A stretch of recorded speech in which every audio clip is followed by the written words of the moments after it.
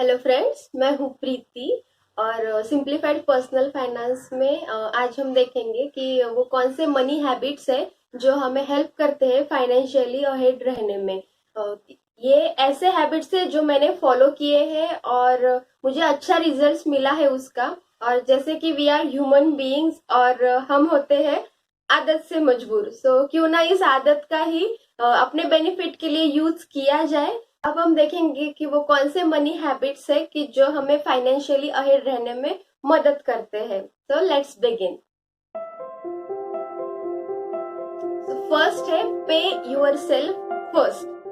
मतलब जब भी हमारा इनकम आ जाए किसी भी सोर्स से, सैलरी से या बिजनेस से, तो पहले खुद को पे करो। ये मतलब ऐसा है कि हम सोचते हैं कि जब भी हम सुनते हैं पे यूर सेल्फ फर्स्ट, तो हम ऐसे देखते हैं कि वो सारा पैसा तो हमें ही मिला है, मतलब पेमेंट तो हमें ही आई, सैलरी तो हमें ही आई, तो वो सारा हमारा ही है। पर ऐसा नहीं होता है, हमें बहुत सारे बिल्स पे करने रहते हैं। मतलब दूध वाले के पैसे देने, रेंट के पैसे देने, ईएमआई के देने हैं, तो ये ऐसे चला जाता है पैसा हमारा। तो पे यूर सेल्फ फर्स्ट मतलब पहले खुद को पे करो, मीन्स पहले सेविंग्स करो, पहले इन्वेस्टमेंट करो खुद की, और फिर जो भी बाकी बचे हुए पैसे हैं तो उससे अपने जो भी खर्चे हैं तो वो करने चाहिए। जब भी हमारे पास पैसे एक्स्ट्रा रहते हैं, मतलब जो भी सरप्लस रहती है, तो वो कितनी भी हो वो खर्च हो ही जाती है। मतलब मैंने जब मेरी फाइनेंशियल अवेयरनेस की जर्नी स्टार्ट की थी, तब ऐसे होता था कि अभी 25th डे है मंथ का, और अगर सरप्लस बचा है 4,000, तो वो खत्म हो जाता था जब तक आज आ जाती थी 30 तारीख, तब तक ऐसे ही किसी एक्सपेंसेस में। और अगर वो 8,000 भी बचते हैं तो भी वो खर्च ही हो जाते थे। मतलब ऐसे नहीं कि मुझे कुछ जरूरत थी या कुछ, बट है पैसे तो वो खर्च हो जाते थे। ऐसे तो मतलब हमारी जो भी नीड्स होती है वो उभर के आती है कि नहीं, ये भी नीड है, ये भी नीड है, ये भी चाहिए था, और अभी है ये पैसे तो ले लेते हैं, ऐसे हो जाता है। तो अगर हम मंथ के स्टार्ट में ही वो जितना भी अमाउंट होता है सेविंग्स करने का, वो मतलब 1,000 भी हो सकता है, 2,000 भी हो सकता है, जो भी मिनिमल हम कर सकते हैं एट द स्टार्ट, तो वो अगर कर दे, पहले से ही बाजू में रख दे, तो ये बहुत हेल्प करेगा लॉन्ग रन में। ऐसे नेक्स्ट है don't fall into peer pressures always. मतलब ऐसे होता है कि जब भी जो भी हमारे फ्रेंड्स है जिनकी कुछ एक्सपेंसिव टेस्ट है, कुछ लाइफ जीने का जो भी उनका लाइफस्टाइल है वो एक्सपेंसिव है और वो अफोर्ड कर सकते, तो इसका मतलब ये नहीं कि मेरे फ्रेंड्स है वो अफोर्ड कर सकते तो मतलब मैं भी कैसे भी करके वो कर ही दूं। मतलब वो अगर किसी एक्सपेंसिव होटल में जा रहे, वो डाइन आउट कर रहे, तो ऐसे नहीं कि नहीं यार उसने अभी चेकआउट कर दिया फेसबुक पे, ये अच्छा है तो हमें जाना ही चाहिए। अगर हम कर सकते अफोर्ड तो नो डाउट हमें जाना चाहिए। पर इतना बहुत बजट टाइट है फिर भी हम सिर्फ फेसबुक पे पोस्ट डालने के लिए जा रहे हैं, तो ये बहुत ही कॉन्ट्राडिक्टरी है। जो भी सिचुएशन है वो हमें पता नहीं है कि उनकी फाइनेंशियल सिचुएशन क्या है, उनके गोल्स लाइफ में क्या है, उनके फाइनेंशियल गोल्स क्या है, वो उनकी सेव करने की जो भी मेथड है वो क्या है, उनके सोर्सेस ऑफ इनकम कितने हैं, क्या है, ये हमें कुछ भी पता है। Just to keep up with those friends की उनकी लाइफस्टाइल ऐसे, इसीलिए हमने ऐसे करने चाहिए। कुछ रिलेटिव्स ऐसे है कि उन्होंने इतना इतना इतना सामान लिया है घर में, तो हमें भी लेना ही चाहिए।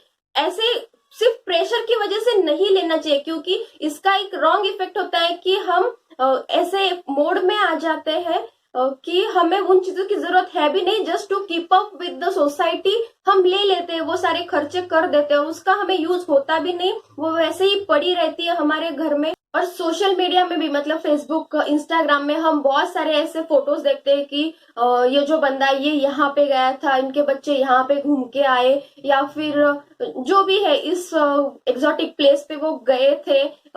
तो ऐसे हमें लगता है कि हमें भी जाना चाहिए, हमें भी दिखाना चाहिए कि we are also living happy life. तो ये फेसबुक ऐसे नहीं होना चाहिए कि हमें प्रेशर आ जाए फेसबुक देख के कि अरे लोग तो कितना एंजॉय कर रहे हैं, मतलब मेरी लाइफ तो फुल झंडी चल रही है और मैं कुछ कर ही नहीं रहा, या फिर मैं कुछ कर ही नहीं रही। ऐसे नहीं होता है, हमें नहीं पता रहती ग्राउंड रियलिटी उनकी कि वो क्या फेस कर रहे हैं अपने पर्सनल लाइफ में, उनके फाइनेंशियल गोल्स अलाइन है क्या, वो किस तरह से अपने फाइनेंसेस मैनेज कर रहे हैं, वो कैसे अफोर्ड कर रहे हैं, हमें नहीं पता होता। तो हमारा बजट टाइट है बट फिर भी हम just because of peer pressure ये सारी थिंग्स अगर कर रहे हैं, तो ये एक डाउनफॉल होगा या फिर एक डाउनवर्ड स्पाइरल होगा हमारे पर्सनल फाइनेंस की जर्नी में। तो इट्स बेटर टू से नो। और अगर वो आपके बहुत ही खास दोस्त है तो वो समझ जाएंगे कि उनके अभी गोल क्या है और वो कभी क्यों नहीं आ सकते इस पर्टिकुलर आउटिंग पे या इस पर्टिकुलर वैकेशन पे। सो इट्स ओके टू से नो।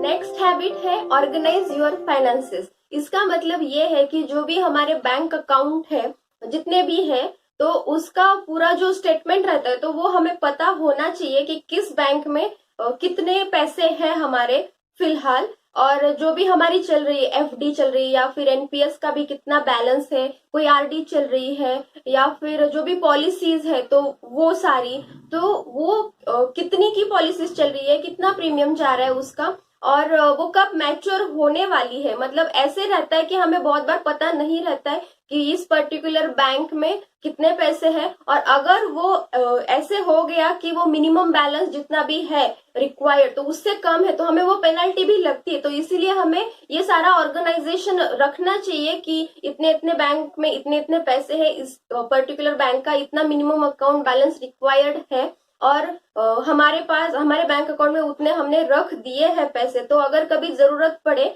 तो हम उससे निकाल सकते हैं, या फिर जो भी हो, तो जो भी अपने अपने चल रहे हैं इन्वेस्टमेंट इंस्ट्रूमेंट्स जो भी चल रहे हैं तो उनका जो भी ऑर्गेनाइजेशन है तो वो हमें रखना चाहिए एट वन प्लेस। हमें पता होना चाहिए कि किस किस में क्या क्या इन्वेस्टमेंट है, किसकी आज कितनी वैल्यू है। अगर एमएफबी म्यूचुअल फंड भी हम कर रहे हैं तो आज उसकी कितनी वैल्यू है और कितना वो रिटर्न दे रही। तो ये सब अगर हमारा ऑर्गेनाइज रहता है तो एक पीस ऑफ माइंड रहता है, क्योंकि हमें पता रहता है कि इतना सब कुछ है हमारे पास, गोल्ड की भी इतनी इतनी इतनी वैल्यू है हमारे पास फिलहाल।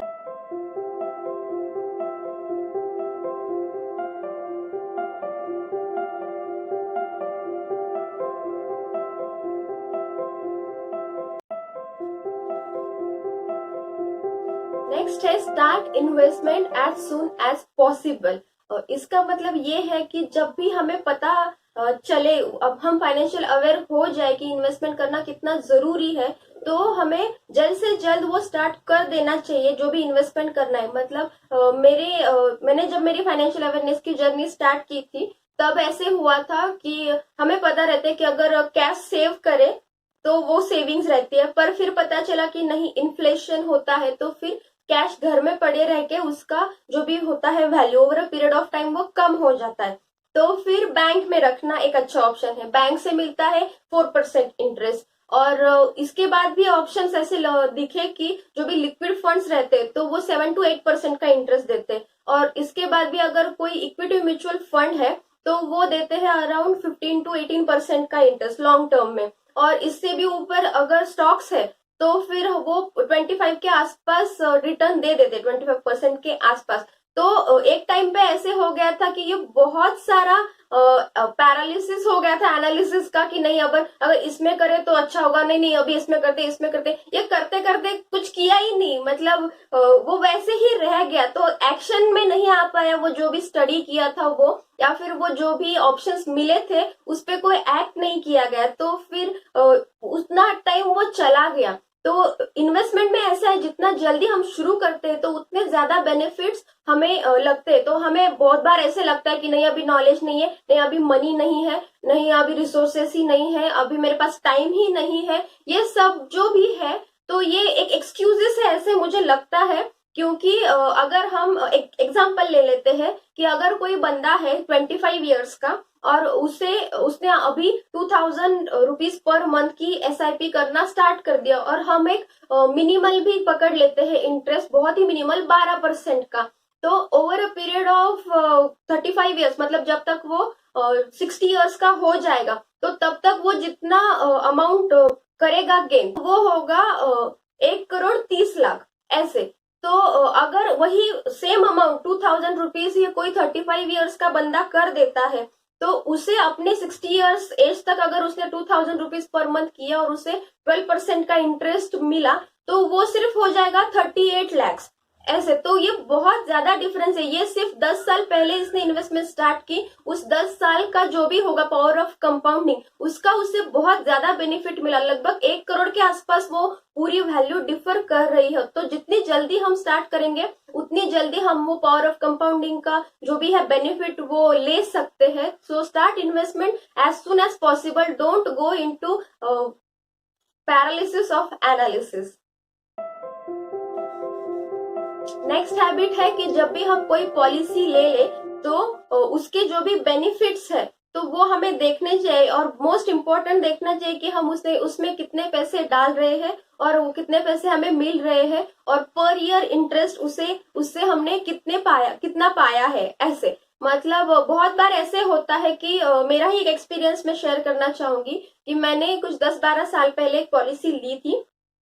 उसका प्रीमियम था 6,000 रुपीज, और उसके टर्म्स ऐसे थे कि टर्म कवर उसका था 1.25 लाख रुपीज, और अगर 15 ईयर्स के बाद मैच्योरिटी जो भी अमाउंट रहेगी तो वो थी 79,000 रुपीज। ऐसे तो पर्टिकुलरली हम क्या देखते हैं कि मैं 6,000 एनुअली पे कर रही हूँ और मुझे मिल रहे हैं 79,000 रुपीज। तो हम सिर्फ 6,000 और 79,000 इतने ही फिगर देखते हैं हम। बट ऐसे होता है कि अगर ये पूरा कैलकुलेशन देख ले तो पर ईयर मुझे सिर्फ 1.67% ही इंटरेस्ट मिला है इसका, जो कि मैं बैंक में भी डालती तो भी मुझे 4% के आसपास इंटरेस्ट मिल जाता। अगर लिक्विड फंड्स में डालती तो वो 7% के आसपास इंटरेस्ट मिल जाता। मतलब हम ऐसे करते हैं कि एक लॉन्ग टर्म जो विजन रहती है कि जितना मैंने डाला है कितना मुझे मिल रहा है, ये हम देखते नहीं। सिर्फ वो फिगर्स रहते हैं 6,000 है और ये इतनी अमाउंट मुझे 79,000 मिल रही है। ये बहुत मेरे फ्रेंड्स के साथ भी हुआ है, शायद आपके साथ भी हुआ होगा। तो हमारी जो भी पॉलिसीज है हम बाय करते वक्त ये दोनों ध्यान में रखनी चाहिए कि मैं कितना पे कर रहा हूँ और over a period of time मैंने कितना पे किया होगा और कितना मुझे रिटर्न उस पर मिल गया होगा। तो ये ध्यान रखना बहुत ज्यादा जरूरी है। इससे ऐसा होगा कि हम अपने मनी को अच्छी तरह के इंस्ट्रूमेंट में डाल सकते हैं जिससे वो हमारे लिए ज्यादा अच्छे से काम करे और ज्यादा रिटर्न दे। इसीलिए हमें इस बारे में अवेयर होना जरूरी है कोई भी नई पॉलिसी लेते वक्त।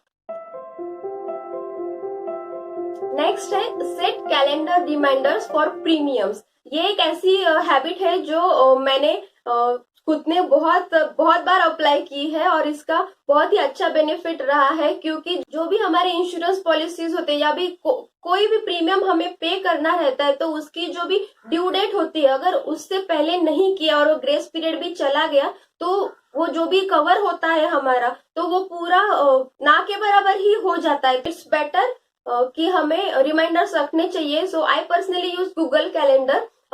मुझे ऐसे लगता है कि जो भी ये सारे टेक्नोलॉजीज है तो ये हमें कन्वीनियंस देने के लिए है और हमने इसका बेटर यूज करना चाहिए। तो गूगल कैलेंडर में हम इवेंट डाल सकते हैं कि इस पर्टिकुलर डेट पे ये पर्टिकुलर पॉलिसी मैच्योर हो रही है तो इसके डॉक्यूमेंट सबमिट करके जो भी मैच्योरिटी अमाउंट होगी वो अकाउंट में ले लेनी है, या फिर जो भी उसके रिलेटेड प्रोसीजर्स होंगे इस पर्टिकुलर डे पे कर देने हैं, या फिर इस पर्टिकुलर डे पे ये प्रीमियम दे देना है। तो आजकल ऐसे होता है हम बहुत ज्यादा ऑक्यूपाइड रहते हैं और उस पर्टिकुलर डेट पे ही हमें याद रहे ऐसे जरूरी नहीं है। तो फिर अगर हमारे पास है इतनी सारी अच्छी टेक्नोलॉजीज तो क्यों ना हम इसे अपने बेनिफिट के लिए यूज करें और अपने आप को सुरक्षित करें इस पर्टिकुलर टेक्नोलॉजीज से।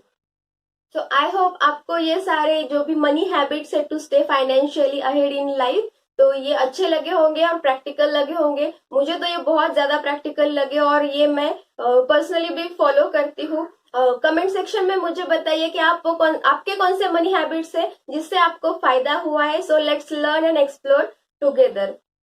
Thanks for watching. Please do like, share and subscribe. Bye bye.